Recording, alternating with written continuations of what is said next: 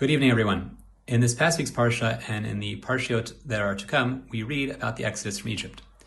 One of the questions that the Rishonim ask is that we find in the story of the Exodus that Hashem punishes the Mitzrim for their subjugation of the Jewish people.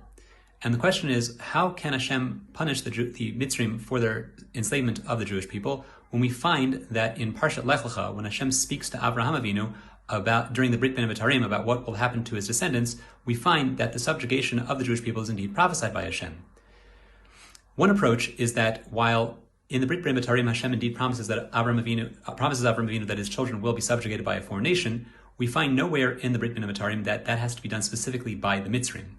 Because the Mitzrim elected to be the ones to subjugate the Jewish people, for that reason they were taken to task and they were punished by Hashem. Ramban quotes this approach and he disagrees with it. If we take a look at the last half of Sefer Bereshit, we find that it seems very much through the sale of Yosef and through all the other divinely orchestrated events surrounding Yosef's sale that the Jewish people were indeed meant to go down to Egypt and that their subjugation by the Mitzrim seems to have been orchestrated by Hashem. So if that's the case, why did Hashem punish the Mitzrim for doing simply what they were prophesied to do? Ramban offers that while the Mitzrim were indeed prophesied specifically them to subjugate the Jewish people, the fact that they went above and beyond that which Hashem had told them to do was the reason they were punished. Granted, they were supposed to enslave the Jewish people, but they took that and went above and beyond. Not only did they enslave them, but they killed them almost to a genocidal level, as we read about in the opening of Parshat Shemot. I once heard that perhaps this is the symbolism of Moshe's changing of his staff into a snake in front of Paro. We find in halacha that there are some times where you perform an act of nezek, when you perform an act of damage to another, where you are held completely responsible, and there are other times where you are not held completely responsible, at least insofar as the punishment of Beit Din.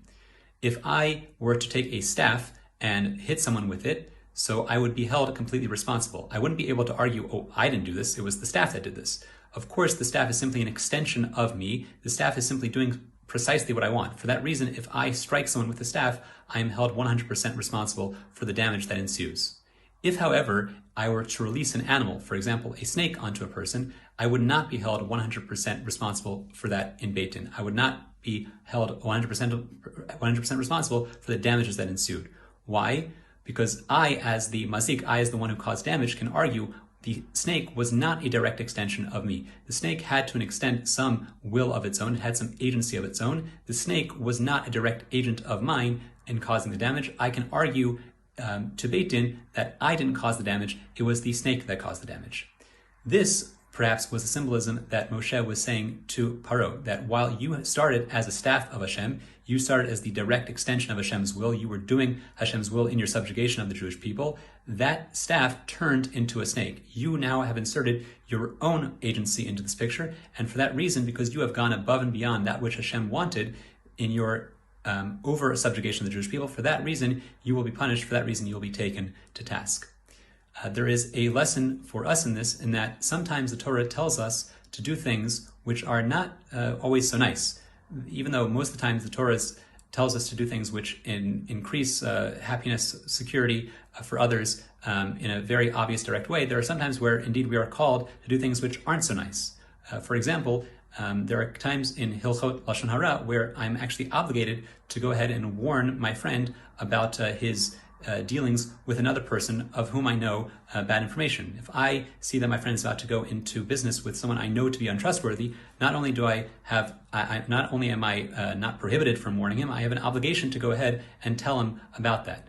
Nonetheless, when we are called to do those things that may not be so nice, it is important that we follow the halacha precisely and act as a rod of Hashem, as a staff of Hashem, doing precisely what halacha requires us and not acting as a snake, not inserting our own desires and wants into the picture.